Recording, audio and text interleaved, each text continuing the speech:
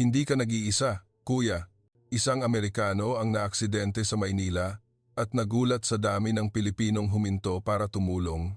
Naipakita na ba sa iyo kung ano ang mangyayari kung maaksidente ka sa isang banyagang lupain kung saan hindi mo alam ang wika, hindi ka pamilyar sa kultura at nalulula ka sa kalayuan? Magpapatuloy ba ang mga tao sa paglalakad ng walang pakialam o hihinto ba sila upang mag-abot ng tulong?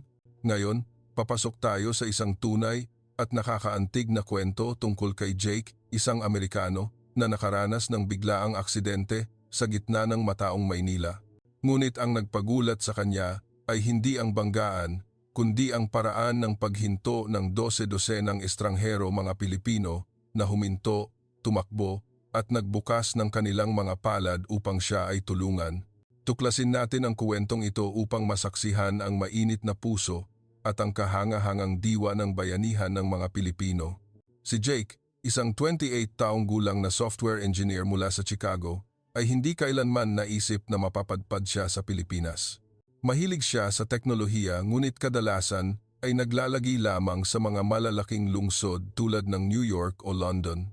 Isang araw, habang nagbabrowse sa internet, hindi sinasadyang nabasa niya ang isang artikulo tungkol sa Maynila, isang buhay na lungsod na punong-puno ng mga motorsiklo at daipni, mga nagtitinda ng pagkaing kalye na mababango at ang nakangiting mukha ng mga tao.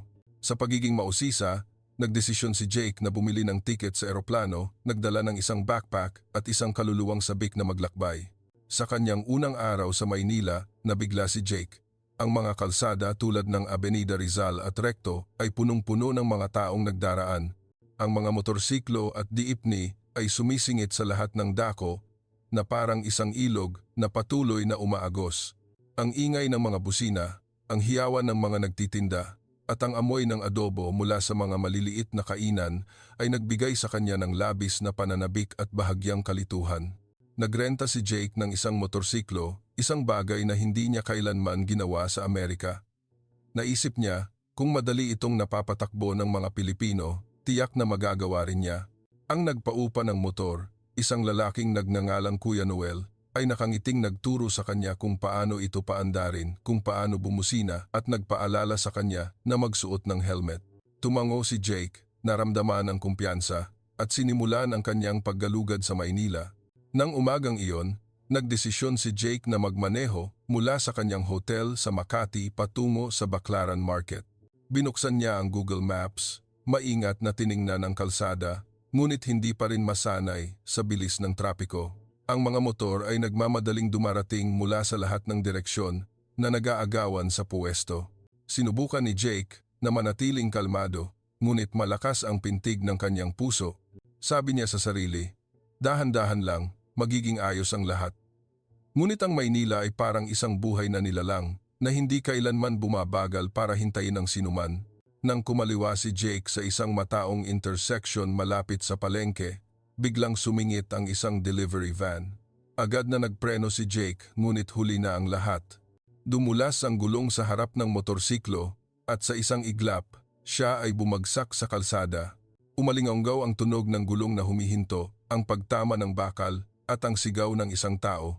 Nakahiga si Jake sa semento, umiikot ang kanyang isip. Ang kanyang kaliwang braso ay masakit at naramdaman niya ang dugo mula sa isang galos sa kanyang tuhod. Ang motorsiklo ay nakatagilid, umiikot pa rin ang gulong. Sa sandaling iyon, nagpanik si Jake. Hindi niya alam kung nasaan siya, hindi niya alam kung ano ang gagawin. Isa lamang siyang dayuhan na naliligaw sa isang banyagang lungsod, hindi marunong magtagalog. Naisip niya na titingnan lang siya ng mga tao o, mas malala pa, iiwanan siya upang mag-isa. Sa Chicago, nakasaksi na siya ng maliliit na aksidente at kadalasan ang mga tao ay tumatayo lamang o nagmamadaling lumayo upang maiwasan ang gulo. Inihanda ni Jake ang sarili para sa ganoong sitwasyon, ngunit ang sumunod na nangyari ay hindi niya mapaniwalaan. Agad na huminto ang isang nasa edad na babae na nagmamaneho ng motorsiklo sa likuran. Nagmamadaling inalis niya ang kanyang helmet, tumakbo patungo kay Jake at nagtanong sa Tagalog, "Kuya, ayos ka lang ba? Masakit ba?" Hindi na intindihan ni Jake ang sinabi niya, ngunit ang kanyang nag-aalalang tingin at ang mainit na tono ng kanyang boses ay nagparamdam kay Jake ng pagmamalasakit. Wala pang isang minuto ang lumipas, 3 tao pa ang huminto. Isang grab rider na lalaki, isang batang babae na nakasalamin, at isang matandang lalaki na nakasuot ng simpleng kamiseta. Pinagkaguluhan nila si Jake nang walang pag-aalinlangan. Ang grab rider na nagngangalang Miguel ay mabilis na itinayo ang motorsiklo ni Jake at sinuri kung may sira. Ang dalaga na nagngangalang Lara ay kumuha ng isang bote ng tubig sa kanyang bag, ibinigay kay Jake at sinabing may bahid ng Ingles. "You okay? Drink this?" Ang matandang lalaki naman ay kinuha ang kanyang telepono at may tinawagan, marahil ang pulis trapiko o ambulansya. Nakaupo si Jake doon, tulala. Pinagmamasdan ang mga estranghero na nagpupumilit na tulungan siya. Wala siyang nakita kailanman na ganito. Sa loob lamang ng ilang minuto, umabot na sa higit sa 10 tao ang nagkukumpulan kay Jake. Ang ilan ay huminto upang magtanong, ang iba ay tumulong upang ayusin ang daloy ng trapiko upang maiwasan ang pagsikip. Isang aling fe, isang nagtitinda ng turon at banana queue sa malapit ay nagdala ng isang plastic na upuan at inanyayahan si Jake na umupo muna. Kumuha rin siya ng isang personal na first aid kit sa kanyang bag, maingat na dinikit ang band-aid sa galos ni Jake sa tuhod. Tiningnan siya ni Jake at nagpumilit, "Salamat, aling. Maraming salamat po." Ngumiti lamang siya, iwinagayway ang kanyang kamay, na para bang ito ang pinakanormal na bagay sa mundo. Samantala, natapos na ni Miguel, ang grab rider, ang pagsusuri sa motorsiklo, humarap siya kay Jake. Ginamit ang isang translation app sa kanyang telepono upang makipag-usap. "Motor, not too bad, just some scratches. Gusto mo bang pumunta sa ospital?" Umiling si Jake, sinabing bahagya lamang ang sakit, ngunit sa loob niya, hindi pa rin siya makabangon sa pagkabigla, hindi dahil sa aksidente, kundi dahil sa tulong na kanyang natanggap. Ang mga taong ito, mga estranghero na hindi niya kilala, ay huminto, nagbigay ng oras, at isinapalaran pa ang sarili nilang kaligtasan upang siya ay tulungan. Isang nasa edad na lalaki na nakasuot ng formal na suit ang lumapit at nagpakilala bilang Hector, isang office worker na nagtatrabaho sa malapit. Mahusay siyang mag-Ingles at nagtanong kay Jake kung kailangan niyang makipag-ugnayan sa sinuman o kung gusto niyang tumawag sa embahada. Umiling si Jake, sinabing ayos siya, ngunit hindi niya maitago ang kanyang emosyon. Tinanong niya si Hector, "Bakit po kayo tumulong ng ganito? Estranghero lang ako." Ngumiti si Hector at sumagot, "Dito sa atin, nagtutulungan tayo. Diwa ng bayanihan yan, kuya. Ganyan tayo." Ang linyang iyon ay nagpatahimik kay Jake. Tumingin siya sa paligid, nakita ang mga mukhang palakaibigan, ang mga ngiti, at ang mga tapat na nag-aalalang mata. Sa sandaling iyon, hindi na isang banyagang lungsod ang Maynila. Ito ay naging isang lugar na puno ng pagkakaisa at pagmamalasakit, kung saan maging ang isang dayuhan tulad ni Jake ay naramdaman ang pagtanggap at proteksiyon. Nakaupo si Jake sa plastic na upuan na dinala ni Aling Fe. Hawak ang bote ng tubig na ibinigay ni Lara. Umiikot pa rin ang kanyang isip, hindi lamang dahil sa pagkabulagta, kundi dahil sa nangyayari sa kanyang harapan. Ang pulutong ng tao sa paligid niya ay hindi nababawasan. Sa halip, lalo pang dumarami ang humihinto, nagtatanong, at nag-aalok ng tulong. Isang batang lalaki, mga 10 taong gulang, na nagbibisikleta ang huminto. Mausisa na tiningnan si Jake at tinanong ang kanyang ina sa Tagalog, "Ma, anong nangyari sa banyaga?" Ngumiti ang ina, hinaplos ang ulo ng bata at sinabing, "Huwag kang mag-alala, anak." Tinutulungan siya ng mga tao. Tumingin si Jake sa paligid. Sinubukang tandaan ang bawat mukha, bawat aksyon.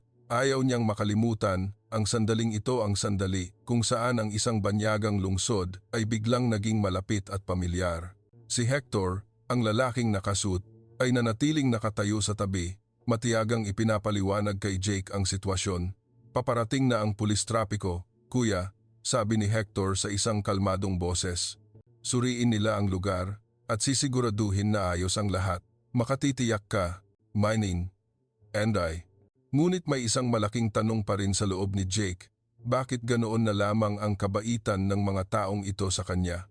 Habang naghihintay, bumalik si Miguel, ang grab rider, na may hawak na isang baso ng sagot gulaman. Inabot niya ito kay Jake, nakangiting maluwang. "Inumin mo, kuya, pampalamig." Mainit sa Maynila, kailangan mo yan para magising. Kinuha ni Jake ang palamig, sumipsip, naramdaman ang banayad na tamis at ang lamig. Tiningnan niya si Miguel, naghahanap ng mga salita upang ipahayag ang kanyang damdamin. Hindi ko alam kung paano ko kayo pasasalamatan, sabi ni Jake. Medyo nanginginig ang boses. Ngumiti lamang si Miguel, mahinang tinapik ang helmet. Walang anuman kuya, maliit na bagay lang yan. Dumating ang pulis trapiko makalipas ang mga 10 minuto. 2 lalaki na nakasuot ng uniforme ang bumaba mula sa motorsiklo at nagtungo sa pinangyarihan.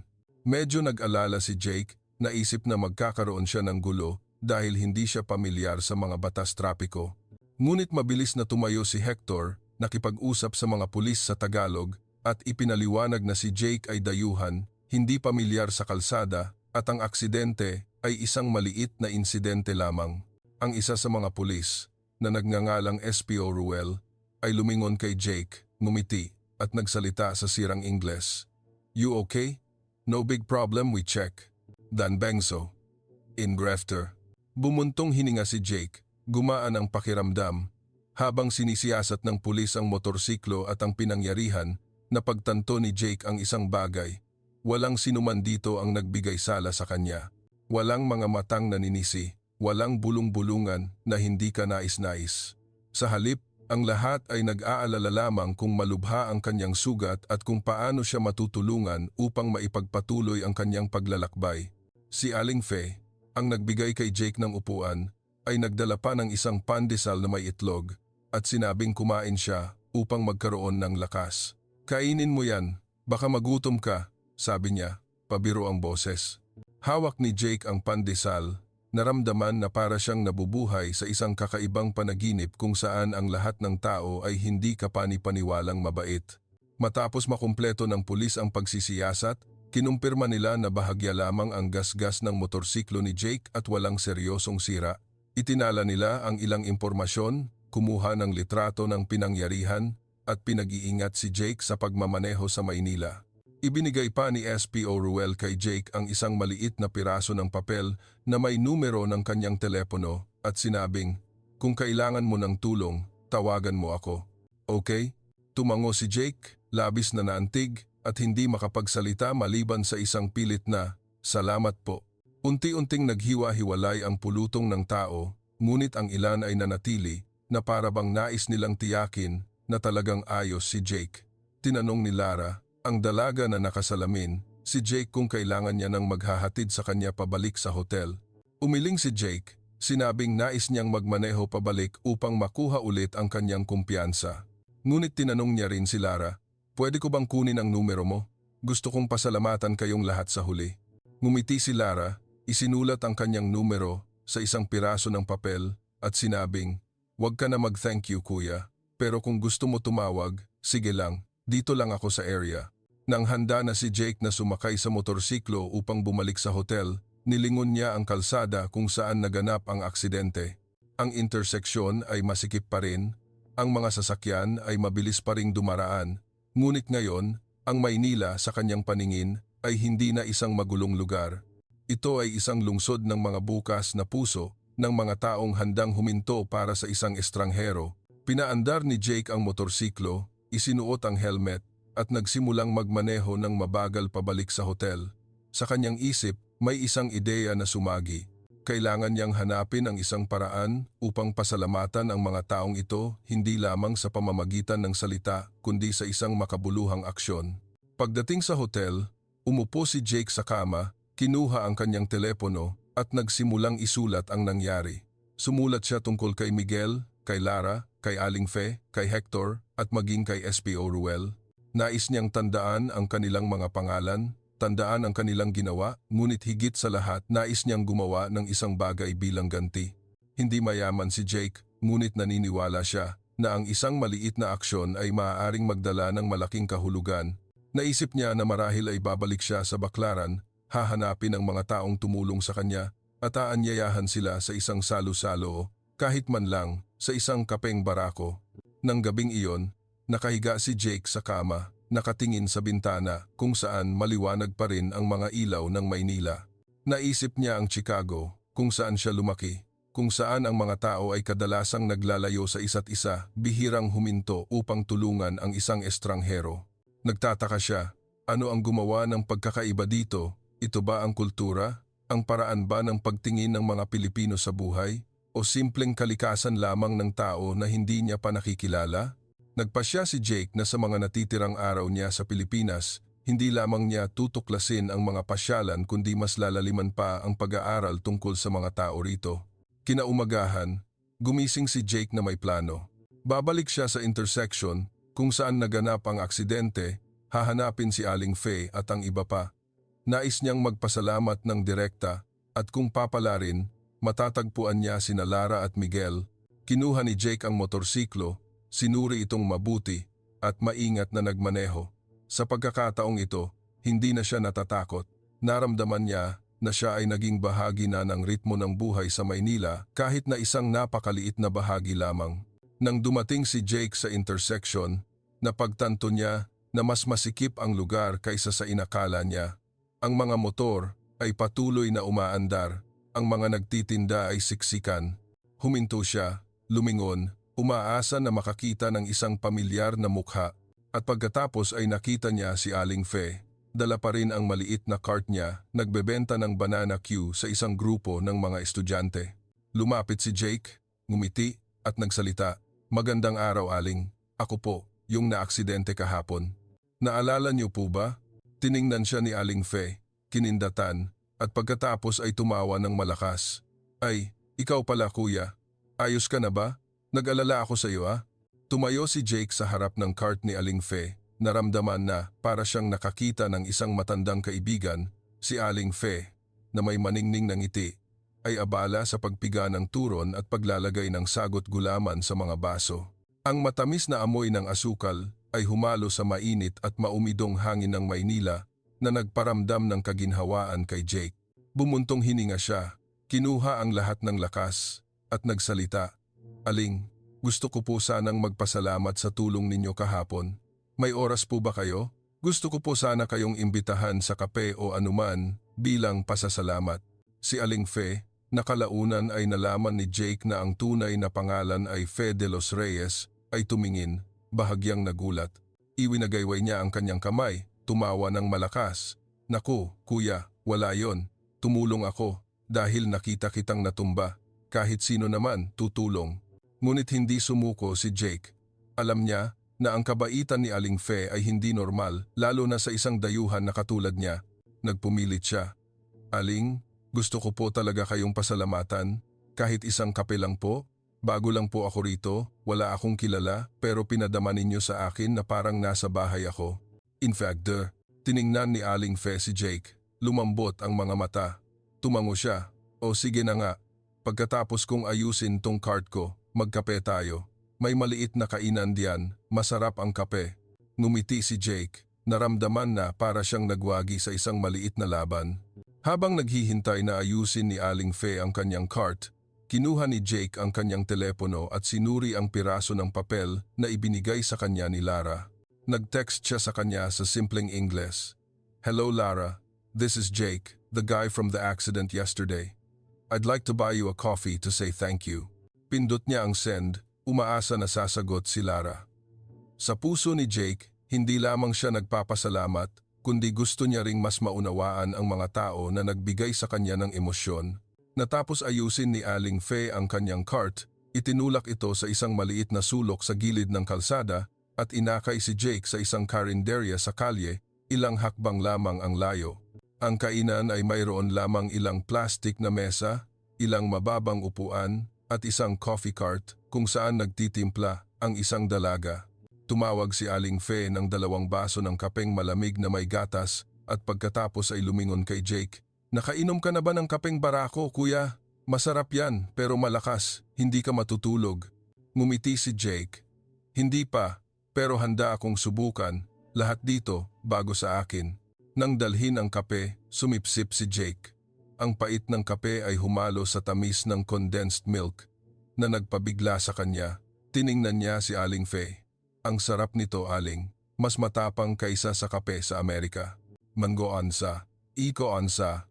Ngumiti si Aling Faye at nagkuwento kay Jake tungkol sa kanyang trabaho. Nagtitinda siya ng turon at banana Q sa intersection na iyon sa loob ng 10 taon na at kailangan niyang gumising ng alas 4 ng umaga upang maghanda. Sabi niya, mahirap ang trabaho pero masaya. Maraming taong nakikilala tulad mo. Nakikinig si Jake, nararamdaman ang katapatan sa bawat salita ni Aling Faye. Habang nag-uusap, nag-vibrate ang telepono ni Jake, isang text mula kay Lara.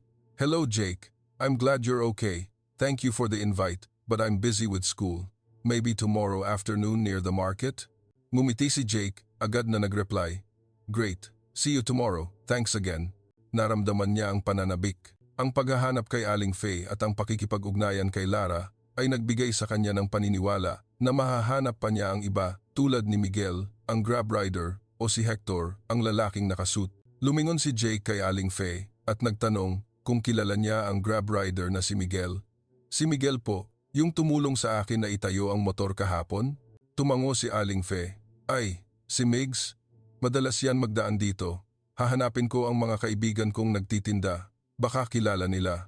Kinuha niya ang telepono, tumawag sa isang kaibigan at may sinabi sa mabilis na Tagalog. Pagkaraan ng ilang sandali, lumingon siya. Sabi ng kaibigan ko, si Migs daw ay madalas maghihintay ng pasahero sa kabilang kanto, malapit sa talyer. Subukan mong hanapin doon, kuya. Baka magkita kayo.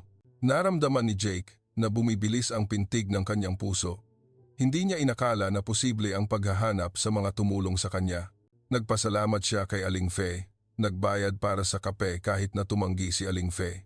Hayaan niyo na po, ako naman po ang mag-iimbita ngayon, sabi ni Jake, nakangiting maluwang. Tumango si Aling Faye, tinapik ang balikat niya. Mabait ka, Jake.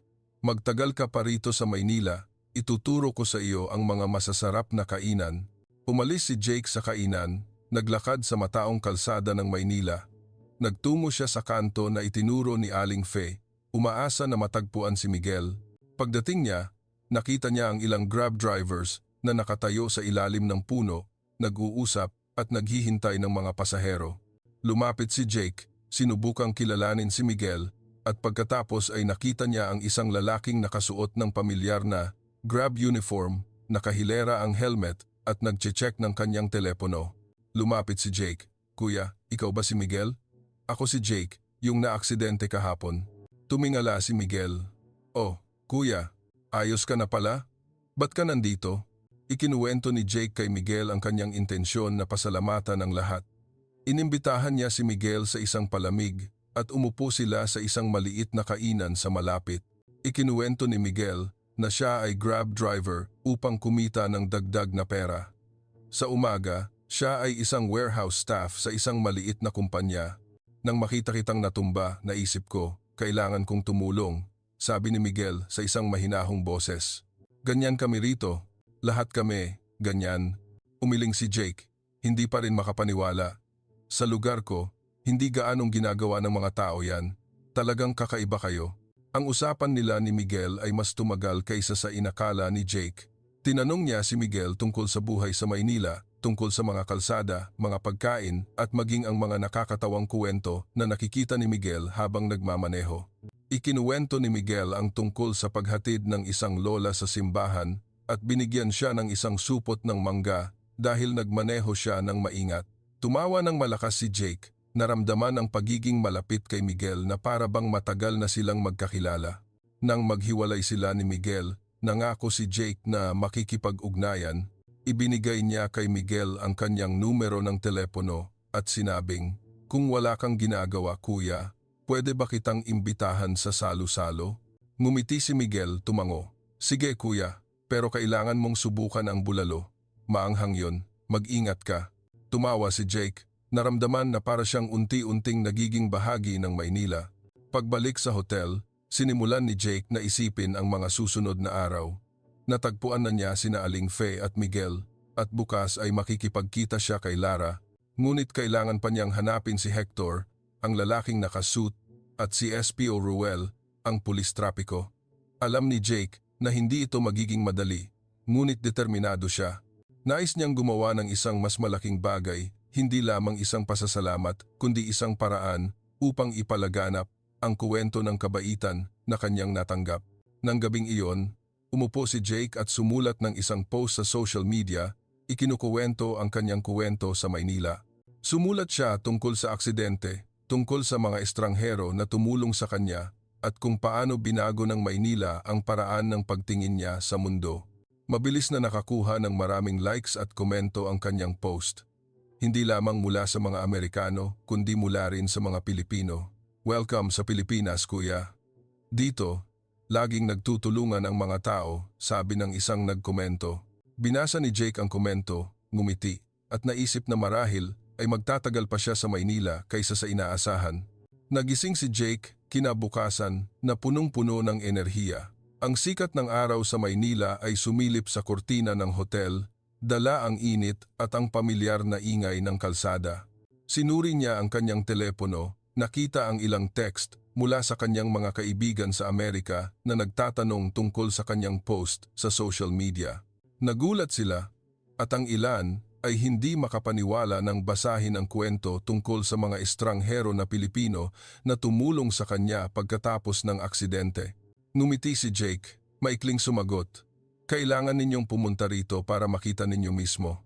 Talagang kakaiba ang Maynila." Ngunit sa loob niya, alam niya na hindi pa tapos ang kanyang misyon. Ngayon, makikipagkita siya kay Lara at kung papalarin, mahahanap niya sina Hector at SPO Ruel. Naghanda si Jake. Nagsuot siya ng komportableng kamiseta, nag-helmet at kinuha ang motorsiklo. Sa pagkakataong ito, nagmaneho siya ng mas maingat, pinapansin ang bawat kanto, bawat motor na nagdaraan. Nagtungo siya sa Baclaran Market kung saan sila magkikita ni Lara sa hapon. Sa daan, hindi maiwasan ni Jake na humanga sa Maynila. Ang maliliit na eskinita na puno ng kulay, ang mga karinderya na mababango, at maging ang mga ngiti ng mga nagdaraan. Naisip niya na ilang araw lamang ang nakalipas, nakita niya ang lungsod na ito na magulo, ngunit ngayon, para itong isang kaibigan, bago at pamilyar. Pagdating sa Baclaran Market, ipinarada ni Jake ang motorsiklo sa isang parking lot sa malapit at naglakad patungo sa mataong lugar. Ang amoy ng mga pagkain, ang hiyawan ng mga nagtitinda, at ang sigla ng pulutong ay nagbigay sa kanya ng pananabik. Tumayo siya malapit sa gate ng palengke kung saan sinabi ni Lara na maghihintay siya. Tiningnan ni Jake ang orasan, 10 minuto na lang. Habang naghihintay, pinagmasdan niya ang paligid, umaasa na makakita ng isang pamilyar na mukha, marahil si Hector o si Miguel. Ngunit napakarami ng tao sa palengke at nakita lamang niya ang mga estranghero na nagdaraan, bawat isa ay abala sa sarili niyang buhay. Sakto sa oras, nakita ni Jake ang isang babae na nakasalamin, nakasuot ng puting t-shirt, na papalapit. Kumaway siya, ngumiti. "Jake, ikaw yan, di ba? Hello, ito si Lara." Ngumiti ng maluwang si Jake, gumaan ang pakiramho. "Salamat sa pagdating, Lara. Gusto ko talagang makita ka para magpasalamat." Ngumiti si Lara. "Wala yun, kuya. Nang makita kitang natumba kahapon, ginawa ko lang ang sa tingin ko ay tama." Umiling si Jake. Hindi lahat ng tao ay gumagawa niyan. Sa lugar namin, hindi kadalasang humihinto ang mga tao. Ikaw at ang iba pa, talagang kakaiba kayo. Mine. On fine. Inakay ni Lara si Jake sa isang maliit na coffee shop malapit sa palengke kung saan may mga lumang kahoy na mesa at isang bentilador sa kisame na umiikot ng mabagal. Tumawag siya ng iced tea para sa sarili at tinanong si Jake kung ano ang gusto niya. Dahil humanga pa rin si Jake sa kapeng malamig na may gatas mula kahapon, tumawag siya ng pareho. Nang makaupo sila, ikinuwento ni Jake kay Lara ang tungkol sa kanyang mga unang araw sa Maynila, tungkol sa aksidente, at kung paano niya natagpuan sina Aling Faye at Miguel. Nakikinig si Lara, minsan ay tumatango, minsan ay tumatawa ng malakas ng ilarawan ni Jake kung paano siya nagpanik sa unang pagmamaneho niya ng motor. Ibinahagi ni Lara na siya ay nasa huling taon na ng marketing sa isang universidad sa Quezon City.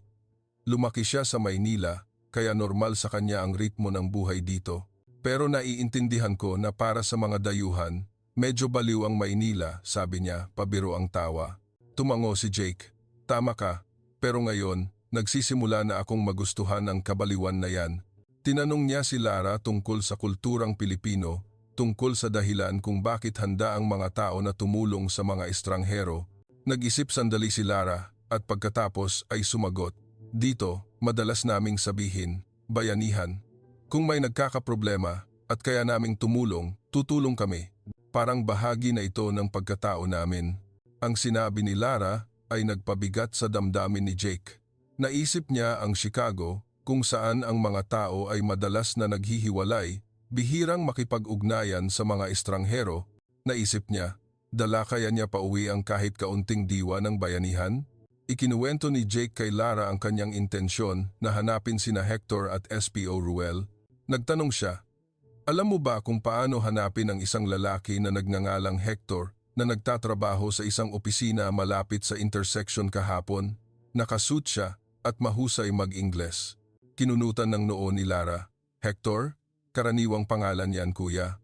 Pero kung nakasuit siya at magaling mag-Ingles, baka nagtatrabaho siya sa mga office building sa malapit. Tatanungin ko ang mga kaibigan ko, baka makatulong sila. Arpasan, kinuha ni Lara ang kanyang telepono, nagpadala ng text sa isang group chat ng mga kaibigan. Ipinaliwanag niya, maliit lang ang Maynila kuya. Minsan, kailangan lang magtanong sa iilan at mahahanap mo. Habang naghihintay ng tugon, nagkuwento pa si Jake tungkol sa kanyang plano. Nais niyang mag-organisa ng isang maliit na salo-salo, aanyayahan ang lahat ng tumulong sa kanya, bilang paraan ng pasasalamat. Nagningning ang mata ni Lara. Ang ganda ng ideya. Matutulungan kitang pumili ng kainan. Sa Maynila, ang pagkain ang pinakamahusay na paraan upang mag-ugnay ang mga tao. Ang usapan ay tumagal ng mas matagal kaysa sa inaasahan. Ikinuwento ni Lara kay Jake ang tungkol sa mga pagkaing Pilipino na kailangan niyang subukan tulad ng sinigang na hipon, lechon at halo-halo. Maingat na isinulat ni Jake ang mga tala sa kanyang telepono. Naramdaman na parang natututo siya ng isang bagong wika, ang wika ng kultura at mga Pilipino. Nang maghiwalay sila, nangako si Lara na tutulungan si Jake na hanapin si Hector at pumayag din siyang dumalo sa salo-salo na plano niyang organisahin. Pero ako ang pipili ng pagkain ha? Sabi ni Lara, kumindat. Ngumiti si Jake. Oo naman. Sa daan pabalik sa hotel, naramdaman ni Jake na gumaan ang kanyang loob. Nakita na niya ang tatlo sa mga taong tumulong sa kanya, sina Aling Fe Miguel at Lara. Ngunit sina Hector at SPO Ruel ay nananatiling hamon. Nagdesisyon si Jake na sumubok ng ibang paraan. Naalala niya na sinabi ni Hector na nagtatrabaho siya malapit sa intersection, kaya nagplano si Jake na bumalik sa lugar na iyon kinabukasan at magtanong sa mga office building sa malapit. Tungkol naman kay SPO Ruel, hawak pa rin ni Jake ang papel na may numero ng kanyang telepono. Nag-text siya ng isang maikling mensahe. Hello SPO Ruel, I'm Jake, the guy from the accident the other day. Thank you for your help. Can I meet you to say thank you? Pindot niya ang send, umaasa na makakatanggap ng tugon. Nang gabing iyon, umupo si Jake sa balkonahe ng hotel, nakatingin sa daloy ng trapiko na abala pa rin kahit hating gabi na. Naisip niya ang sinabi ni Lara tungkol sa diwa ng bayanihan. Sinimulan niyang maunawaan na ang kabaitan sa Maynila ay hindi lamang isang random na aksyon, kundi isang bahagi ng kultura, ng paraan ng pamumuhay at pakikisama ng mga Pilipino. Sinabi ni Jake sa sarili na hindi lamang niya gustong pasalamatan ang mga tumulong sa kanya, kundi gusto niyang ibahagi ang kuwentong ito sa mundo upang malaman ng lahat na sa isang maliit na sulok ng planeta, mayroong isang lungsod kung saan handa ang mga tao na huminto para sa isa't isa. Ang post ni Jake sa social media ay lalo pang lumaganap. Maraming Pilipino ang nag-iwan ng komento, tinatanggap siya, at ang ilan ay inimbitahan pa siyang kumain sa kanilang mga bahay. Binasa ni Jake ang bawat komento, labis na naantig. Alam niya na ang kanyang paglalakbay sa Maynila ay hindi lamang isang bakasyon, kundi isang karanasan na magbabago sa kanyang buhay. Nagising si Jake ng maaga. Ang unang sikat ng araw sa Maynila ay nagniningning sa mga kalsada. Ngayon, determinado siyang hanapin si Hector, ang lalaking nakasuit na tumulong sa kanya na makipag-ugnayan sa pulis at pinakalma siya pagkatapos ng aksidente. Sinuri ni Jake ang kanyang telepono at nakakita ng isang text mula kay SPO Ruel, ang pulis trapiko. Hello Jake, I remember you. If you're free this afternoon, visit the police precinct near the market, okay? I'm on the afternoon shift. Ngumiti si Jake. Naramdaman na ang isa pang piraso ng kanyang kuwento ay nahuhulog sa tamang lugar. Agad siyang sumagot. Salamat, SPO Ruel. Pupunta po ako mamayang hapon. Important 5. Pagkatapos ng almusal, isang lugaw na may tokwa sa isang kainan malapit sa hotel, kinuha ni Jake ang motorsiklo at nagtungo sa intersection kung saan naganap ang aksidente. Nagdala siya ng isang maliit na litrato na kuha niya ng araw na iyon kung saan si Hector ay nakikipag-usap sa pulis. Kahit na hindi masyadong malinaw ang kalidad ng larawan, umaasa si Jake na makakatulong ito sa kanya na makilala si Hector kung magkita ulit sila. Ang intersection ay masikip pa rin tulad ng dati na may mga sasakyan na patuloy na dumadaan at ang mga hiyawan ng mga nagtitinda ay umaalingaw-ngaw. Huminto si Jake, lumingon. Sinubukang tukuyin ang mga office building kung saan maaaring nagtatrabaho si Hector. Nagdesisyon siyang magsimula sa isang modernong glass building na ilang daang metro ang layo mula sa intersection. Pumasok si Jake, binati ang receptionist na may isang palakaibigang ngiti. Ipinaliwanag niya sa simpleng Ingles na hinahanap niya ang isang lalaking nagngangalang Hector, mga 40 taong gulang, nakasuit, mahusay mag-Ingles, at tumulong sa kanya pagkatapos ng isang aksidente kamakailan. Ang receptionist na nagngangalang Maya ay nakinig ng maigi at pagkatapos ay tumawag sa isang kasamahan sa itaas. Pagkaraan ng ilang minuto, umiling siya. Wala po kaming Hector dito na tumutugma sa description, kuya. Pero subukan niyo po yung building sa kabilang kalsada. Maraming kumpanya po doon. Nagpasalamat si Jake kay Maya, hindi nawawalan ng pag-asa.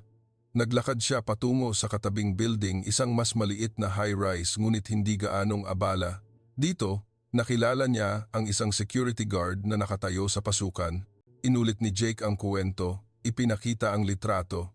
Ang security guard, na nagngangalang Mang Berto, ay tiningnan ang litrato, kinunutan ang noo, at pagkatapos ay lumiwanag ang mga mata. Parang kilala ko to ah. Madalas yan kumakain ng tanghalian sa karinderya sa kanto. Hayaan mong tanungin ko ang kaibigan ko. Nagtatrabaho siya bilang guwardiya sa itaas.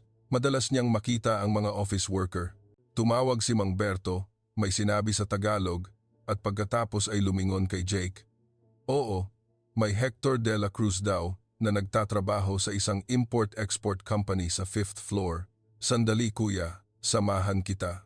Naramdaman ni Jake na bumibilis ang pintig ng kanyang puso. Hindi niya inakala na ganoon kabilis ang paghahanap kay Hector. Inakay siya ni Mang Berto sa 5th floor, kumatok sa isang maliit na opisina, isang babae ang lumabas at pagkatapos marinig ang paliwanag ni Mang Berto, tumawag. Sir Hector, may naghahanap po sa inyo. Isang lalaki ang lumabas, si Hector. Nakasuot pa rin ng asul na suit. Tumingin si Hector kay Jake, bahagyang nagulat, at pagkatapos ay nakilala siya agad. Jake, ayos ka na? Ba't ka nandito? Nagbigay siya ng isang mainit na ngiti, nakipagkamay kay Jake. Ikinuwento ni Jake ang kanyang kuwento tungkol sa kung paano niya natagpuan sina Aling Fe, Miguel at Lara, at ngayon gusto niyang pasalamatan si Hector ng personal. Malaking tulong po ang ginawa niyo noon, sabi ni Jake, tapat ang boses. Kung wala kayo, hindi ko alam kung ano ang gagawin ko. Ngumiti si Hector, iwinagayway ang kanyang kamay. Wala yon kuya, maliit na bagay lang. Nang makita kitang natumba, gusto ko lang tumulong. Ngunit hindi tumigil si Jake. Inimbitahan niya si Hector na sumali sa salo-salo ng pasasalamat na plano niyang organisahin. Nag-iisip sandali si Hector at pagkatapos ay tumango. Sige, mukhang masaya yan. Nakapili ka na ba ng kainan? May alam akong masarap na bulalohan sa Malate. Itinala ni Jake ang address ng bulalohan na iminungkahi ni Hector. Naramdaman na ang lahat ay unti-unting nabubuo. Nagpaalam siya kay Hector, nangako na makikipag-ugnayan upang kumpirmahin ang oras ng salo-salo. Sa daan palabas ng building, nagpasalamat si Jake kay Mang Berto. Inabot sa kanya ang isang iced coffee na binili niya sa malapit. Tumawa ng malakas si Mang Berto. Ang kulit mo kuya, balik ka rito ha. Nang hapon, nagtungo si Jake sa police precinct malapit sa Baclaran Market upang makipagkita kay SPO Ruel. Ang precinct ay isang maliit na building na may ilang motorsiklo na nakaparada sa harap at mga bulletin board na nakasulat sa Tagalog. Pumasok si Jake, medyo kinakabahan. Binati niya ang isang batang pulis na nakaupo sa desk at nagtanong, "Hinanap ko po si SPO Ruel. Nandito po ba siya?" Tumango ang pulis, itinuro ang isang sulok ng silid kung saan si SPO Ruel ay nagche-check ng ilang papel. Tumingala si SPO Ruel, nakilala si Jake at tumayo upang makipagkamay. "Jake, ikaw, ayos ka na ba? Umupo ka, gusto mo ba ng tubig?" Umupo si Jake, ikinuwento ang kanyang kwento tungkol kina Aling Fe, Lara at ngayon ay si Hector. Nagpasalamat siya kay Ruel dahil sa mabilis at palakaibigang paghawak sa aksidente. Ngumiti si SPO Ruel. "Bilang pulis trapiko sa Maynila, sanay kaming humawak ng mga ganoong insidente. At dahil dayuhan ka, kuya, sinubukan kong mag-Ingles para hindi ka masyadong mag-alala." Tumawa si Jake. "Mas magaling ka pang mag-Ingles kaysa sa Tagalog ko." Number asked, and then oboe free too. Pareho silang tumawa at ang atmosfera ay gumaan. Inimbitahan ni Jake si SPO Ruel na sumali sa salo-salo ng pasasalamat at agad siyang pumayag. "Bulalo? Masarap yan. Isasama ko ang isang kaibigan, pulis din, mahilig kumain yon," sabi ni Ruel, kumindat. Tumango si Jake, naramdaman na ang kanyang plano ay lalong nagiging malinaw. Nais niya na ang salo-salo ay hindi lamang isang pasasalamat, kundi isang pagkakataon upang magkita-kita ang lahat, mag-usap at magbahagi ng kanilang mga kwento. Pagbalik sa hotel, nakipag-ugnayan si Jake kay Lara upang humingi ng tulong sa pagpili ng pagkain at upang kumpirmahin ang address ng bulalohan na iminungkahi ni Hector. Nag-reply si Lara, "Ang sarap ng bulalo doon, kuya. Magre-reserve ako ng mesa bandang 7 p.m. sa Sabado, okay? Isasama ko ang isang kaibigan, si Maya. Mahilig siyang magluto. Siguradong magkakasundo sila ni Aling Fe." Pumayag si Jake, naramdaman na ang lahat ay nasa tamang direksyon.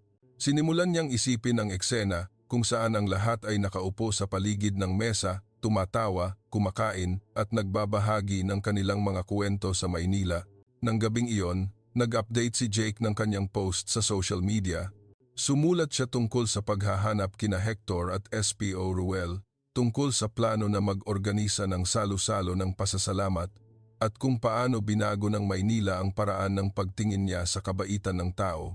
Ang post ay nakakuha ng daan-daang likes at maraming Pilipino ang nag-iwan ng komento, pinupuri siya dahil sa pagpapahalaga niya sa kanilang kultura.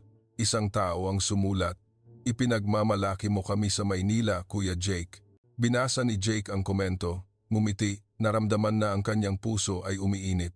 Mabilis na dumating ang Sabado kaysa sa inaasahan ni Jake. Nang umagang iyon, gumising siya na may damdamin ng pananabik.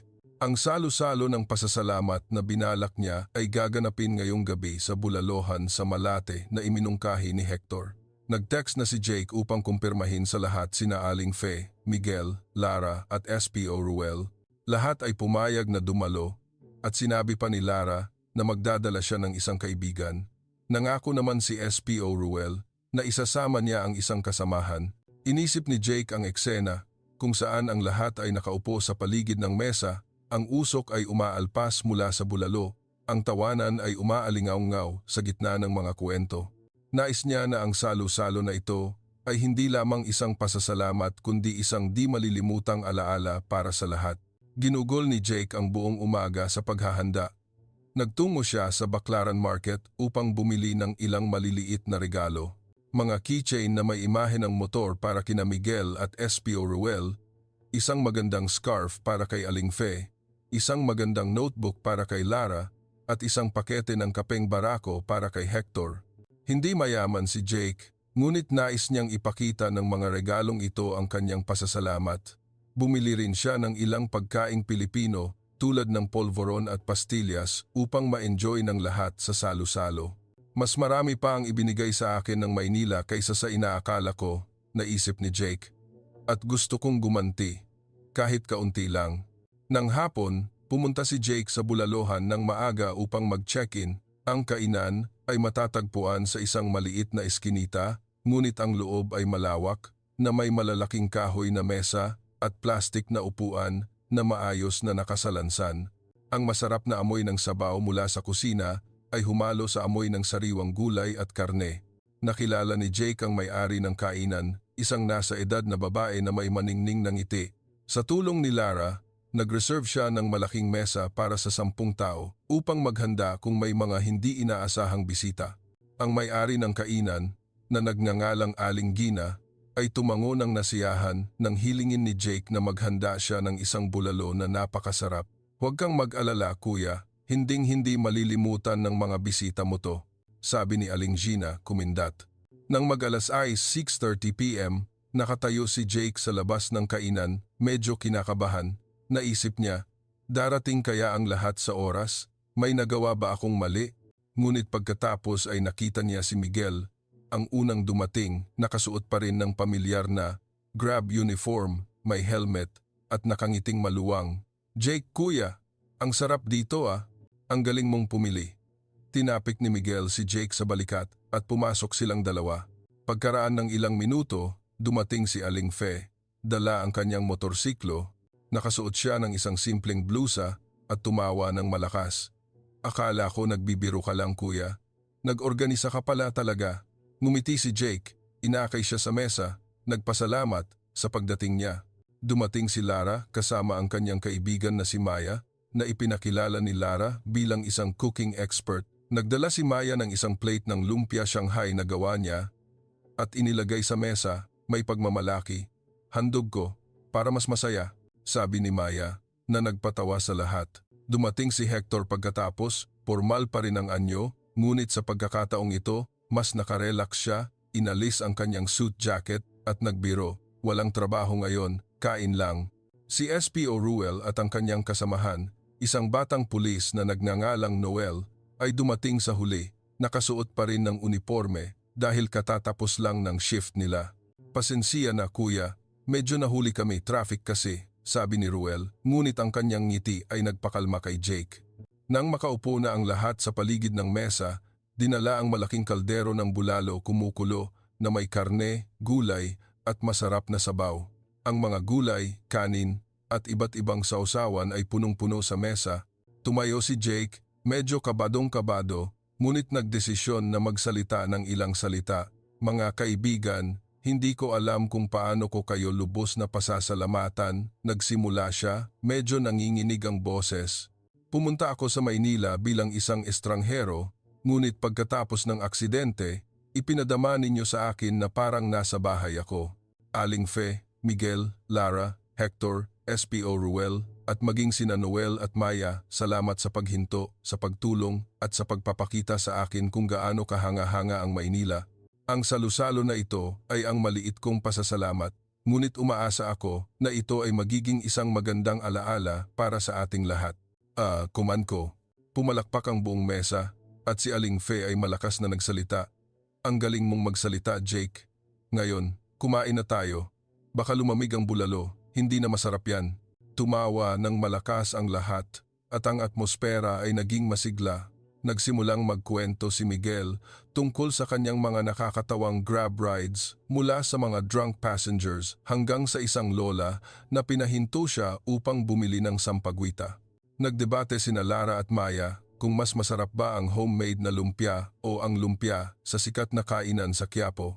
Ibinahagi ni Hector ang tungkol sa kanyang trabaho, tungkol sa mga import-export na negosyo, at tinanong si Jake tungkol sa buhay sa Chicago. Nagkuwento naman sina SPO Ruel at Noel tungkol sa kanilang mahaba at masayang araw bilang pulis trapiko.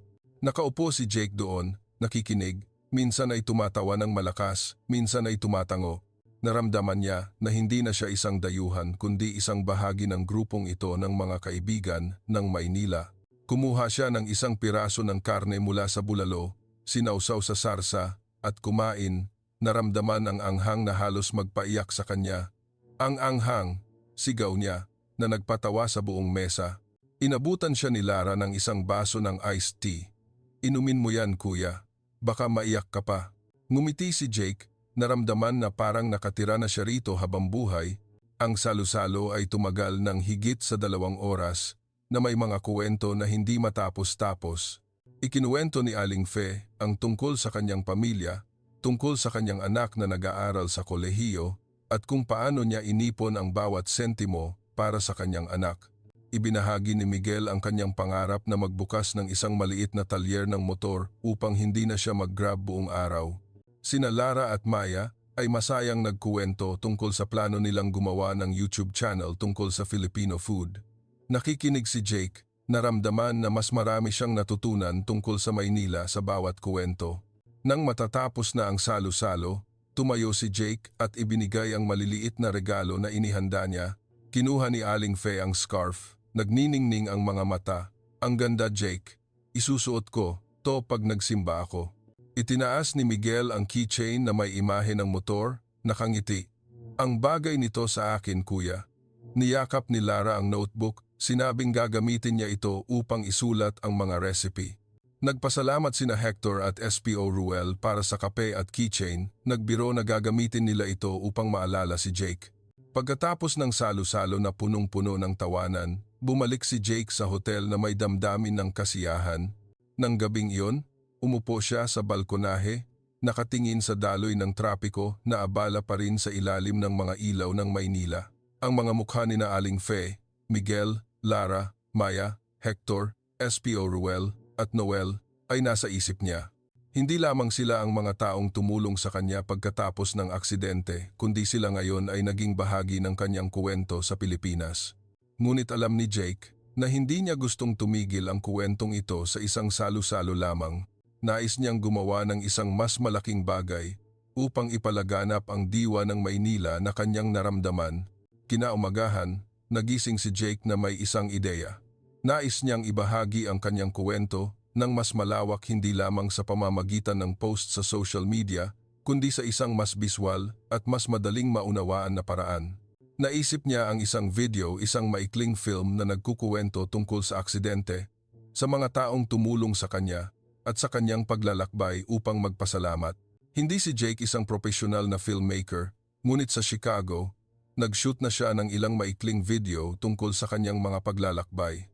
Naniniwala siya na sa kanyang telepono at kaunting pagiging malikhain, maaari siyang gumawa ng isang video na sapat upang magbigay inspirasyon. Sinimulan ni Jake ang araw sa pamamagitan ng pakikipag-ugnayan kay Lara. Nag-text siya, "Hello Lara, I want to make a short video about my story in Manila. Would you like to help me? I think you and Maya would have great ideas." Agad na sumagot si Lara, punong-puno ng pananabik. "Ang ganda ng ideya, Jake. May alam kaming magagandang lugar para mag-shoot dito sa Maynila. Magkita tayo sa coffee shop malapit sa market mamayang hapon, okay?" Ngumiti si Jake, naramdaman ang swerte dahil nakakilala siya ng mga taong tulad ni Lara na laging handang tumulong. Nang hapon, nakipagkita si Jake kina Lara at Maya sa paborito nilang coffee shop. Dala nilang dalawa ang isang maliit na kamera at isang tripod. "Madalas kaming mag-shoot ng video para sa food channel namin, kuya, kaya may kaunting experience kami," sabi ni Maya, nakangiting maluwang. Ikinuwento ni Jake ang kanyang ideya. Isang video na mga 5 minuto ang haba, nagsisimula sa eksena ng pagmamaneho niya sa Maynila, pagkatapos ay ang reenactment ng aksidente. At pagkatapos ay ang mga sandali kung saan nakilala niya ulit ang mga taong tumulong sa kanya. Nais niyang tapusin ang video sa salusalo ng bulalo, kasama ang mga ngiti at kuwento ng lahat, na may kasamang mensahe tungkol sa kabaitan at community spirit. Tumango si Lara, "Maganda yan. Pwede tayong mag-shoot sa intersection na yon at maging sa Baclaran Market. Maraming magagandang anggulo ang Maynila na magpapaganda ng video mo." Nagbigay ng dagdag na ideya si Maya, "Pwedeng pakiusapan natin si Miguel na maging extra na magpanggap na tumulong sa iyo na itayo ang motor. Mukhang masaya yon, siguradong papayag siya." Tumawa si Jake, siguradong magiging masaya si Miguel sa pag-arte.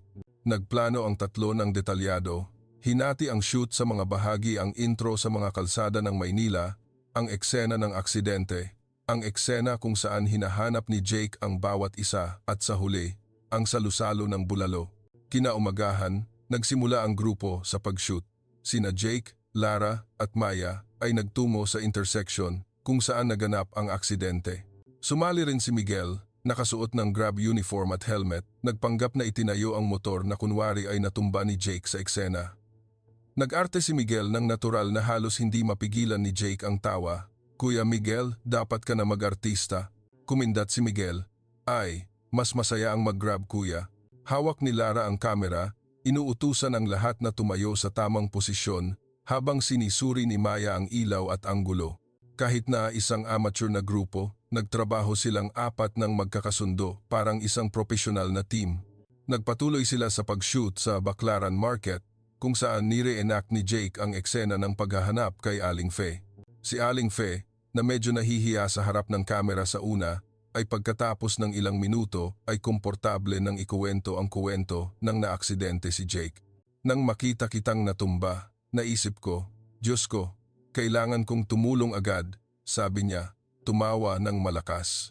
Ang eksenang ito, kahit simple, ay punong-puno ng emosyon, kasama ang ingay ng palengke at ang maningning ng ngiti ni Aling Fe.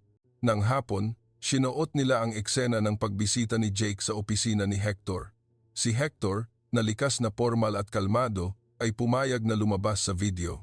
Ikinuwento niya kung paano niya nakita si Jake na nakahiga sa kalsada at nagdesisyon na huminto dahil ito ang tamang gawin.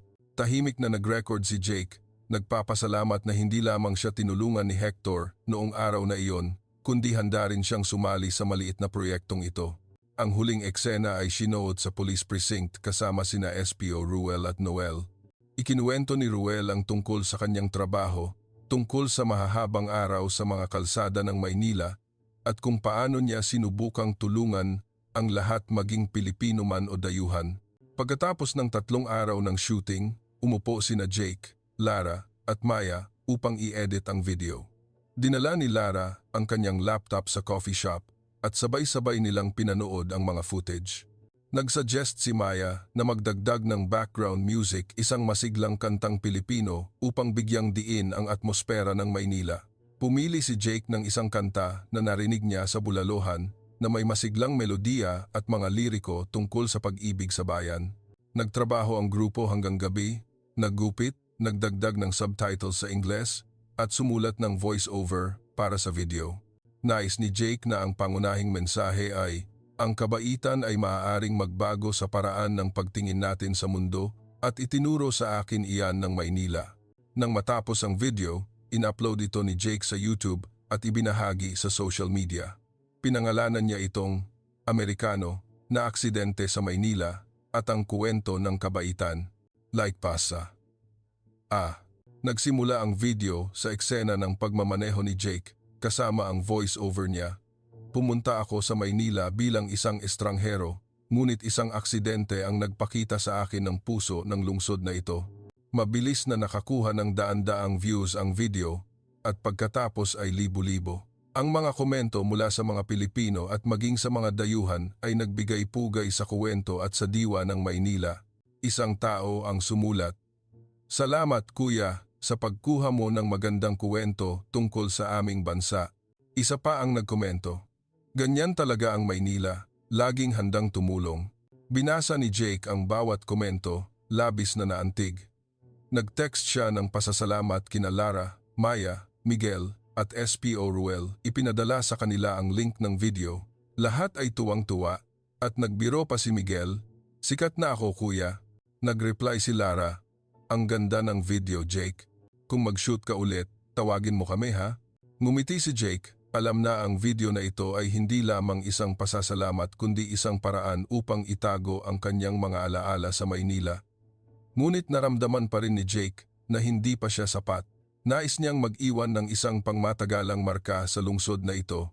Isang bagay na hindi lamang isang video. Ang video ni Jake ay kumalat ng mas mabilis kaysa sa inakala niya. Sa loob lamang ng ilang araw, umabot ito sa 10,000 views na may mga komento mula sa iba't ibang lugar. Pinuri siya ng mga Pilipino dahil sa pagkuha ng isang napakatotoong anggulo ng Maynila habang ang mga kaibigan ni Jake sa Amerika ay nagulat sa kabaitan ng mga estranghero. Isang tao ang nagkomento, "Hindi ko naisip na ganoon pala kaiba ang Maynila. Salamat Jake." Binabasa ang mga linyang iyon, nakaupo si Jake sa kama ng hotel, naramdaman na ang kanyang puso ay umaapaw. Ngunit alam niya na ang kanyang paglalakbay sa Maynila ay hindi pa dapat matapos. Nais niyang gumawa ng isang mas makabuluhang bagay, hindi lamang upang magpasalamat kundi upang mag-iwan ng pangmatagalang marka. Nagsimulang mag-isip si Jake ng isang proyekto ng komunidad. Naalala niya ang sinabi ni Lara tungkol sa bayanihan at nais niyang mag-ambag upang ipalaganap ang diwang iyon. Pagkatapos ng pag-iisip, nagdesisyon si Jake na makipag-ugnayan sa isang lokal na charity organization na natagpuan niya sa pamamagitan ng isang kaibigan ni Lara. Ang organisasyon ay sumusuporta sa mga street vendor at motorsiklo rider sa Maynila, nagbibigay ng health insurance at tulong pinansyal kapag sila ay nagkakaproblema. Naisip ni Jake na ito ang perpektong paraan upang gantihan ang kabaitan na kanyang natanggap mula kina Aling Fe, Miguel at ang iba pa. Nag-text siya kay Lara, nagtanong tungkol sa ideya na magbigay ng donasyon sa charity organization na ito at aanyayahan ang lahat na sumali. Agad na sumagot si Lara, "Ang ganda ng ideya, Jake. Kilala ko ang organization na yan, napakabuti ng kanilang ginagawa. Kakausapin ko sina Aling Fe, Miguel, Hector at SPO Ruel, tingnan natin kung gusto nilang mag-ambag." Naramdaman ni Jake ang pananabik. Wala siyang maraming pera, ngunit naniniwala siya na sa tulong ng lahat at sa viral spread ng video, maaari siyang gumawa ng isang bagay na makabuluhan. Nakipagkita ulit si Jake sa grupo sa paborito nilang coffee shop malapit sa Baclaran Market. Dumating si Aling Fe na may maningning ng ngiti, nagdala ng isang supot ng sariwang sagot gulaman bilang regalo. Dumating si Miguel sa kanyang Grab uniform, nagbiro na napanood niya ang video ni Jake ng maraming beses. Sina Hector at SPO Ruel ay dumating ng magkasama, habang sina Lara at Maya ay nagdala ng laptop upang itala ang plano. Tumayo si Jake, ibinahagi ang kanyang ideya. "Gusto kong mag-donate sa charity na sumusuporta sa mga taong tulad nina Aling Fe at Miguel," sabi niya, tapat ang boses. "Magbibigay ako ng bahagi ng ipon ko at kung papayag kayo, maaari tayong mangalap pa mula sa mga nanonood ng video." Nakikinig ang lahat, tumatango. Sabi ni Aling Fe, "Wala akong gaanong pera kuya, pero mag-aambag ako kung magkano ang kaya ko." "Ang ganda ng ginagawa mo, Jake." Tumango si Miguel, "Mag-aambag din ako, kahit maliit lang.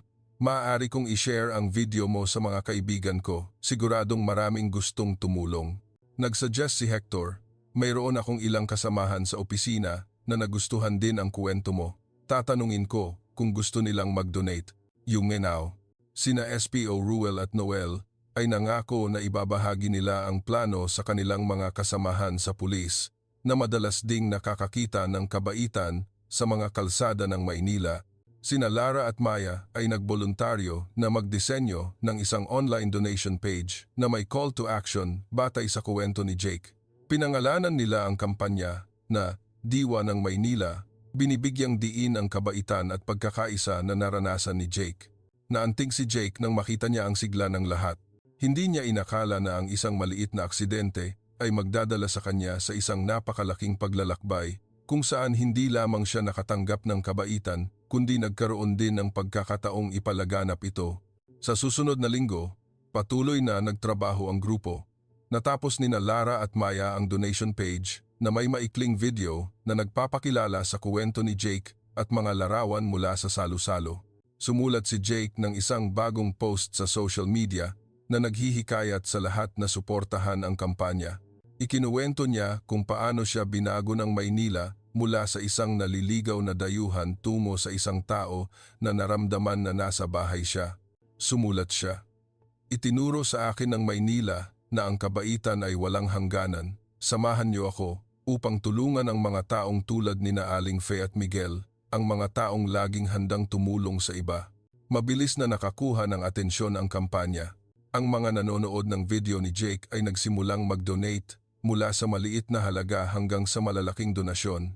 Ang ilang Pilipino sa ibang bansa ay sumali rin, nagpapadala ng mensahe na ipinagmamalaki nila ang kanilang bayan. Isang tao ang sumulat, "Salamat, Jake, sa pagpapakita mo sa mundo ng aming Maynila." Binasa ni Jake ang bawat mensahe. Naramdaman na ang kanyang mata ay naiiyak. Hindi niya inakala na ang kanyang kuwento ay makakaabot sa puso ng maraming tao. Pagkatapos ng 2 linggo, ang kampanya ng Diwa ng Maynila ay nakalikom ng malaking halaga, sapat upang suportahan ang 12 ng mga street vendor at motorsiklo rider na makabili ng health insurance at maayos ang kanilang mga sasakyan. Nag-organisa sina Jake at ang grupo ng isang maliit na get-together kasama ang charity organization upang ibigay ang pera. Sina Aling Fe, Miguel, Hector, SPO, Ruel, Lara at Maya ay dumalo. Ang representative ng organisasyon, isang babaeng nagngangalang Lynn, ay nagpasalamat sa grupo. Ang ginawa ninyo ay hindi lamang nakatulong sa amin kundi nagbigay inspirasyon din sa maraming tao, sabi ni Lynn. Nakita ni Jake ang lahat na nakangiti, naramdaman na ito ang pinakamagandang sandali sa kanyang paglalakbay. Alam niya na kinabukasan ay kailangan na niyang sumakay sa eroplano pabalik sa Chicago, ngunit ang Maynila ay nag-iwan sa kanya ng isang marka na hindi mabubura. Natutunan niya na ang kabaitan ay hindi lamang isang aksyon, kundi isang paraan ng pamumuhay, at ang Maynila ang lugar na nagpapakita niyan ng pinakamalinaw. Nang magpaalam siya sa grupo, niyakap ni Jake ang bawat isa, nangako na makikipag-ugnayan. Isinuksok ni Aling Fe sa kamay niya ang isang supot ng polvoron. Dalhin mo sa Amerika, kuya. Nagbiro si Miguel. Sa susunod na bumalik ka, kuya, hihintayin kita na ihatid ako sa buong Maynila. Binigyan siya ni Lara at Maya ng isang maliit na notebook kung saan isinulat nila ang mga pagkaing Pilipino na kailangan niyang subukan kung babalik siya. Sina Hector at SPO Ruel ay nakipagkamay kay Jake, sinabing, "Isa ka ng honorary Pilipino, kuya."